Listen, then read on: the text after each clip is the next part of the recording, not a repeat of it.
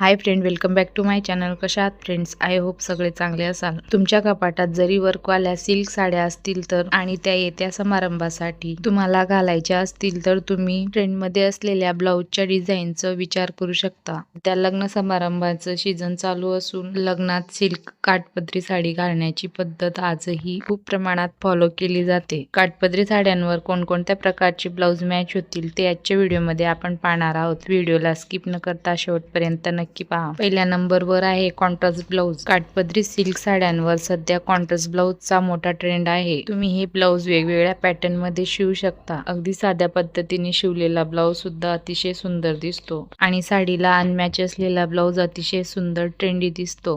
दुसऱ्या नंबरवर आहे फुल स्लीव्ह ब्लाऊज. तुम्हाला जर परफेक्ट पारंपरिक लुक पाहिजे असेल तर तुम्ही सिल्क ब्लाऊज कापड घेऊन साडीला मॅच किंवा साडीला अनमॅच ब्लाऊज फुल स्लीव्ह ब्लाऊज शिवून घेऊ शकता. यात तुम्हाला परफेक्ट पारंपरिक लुक मिळेल. तिसऱ्या नंबरवर आहे ब्रोकेड ब्लाऊज. प्लेन जरी वर्क असलेल्या साड्यांवर ब्रोकेड ब्लाऊज खूप छान दिसतो.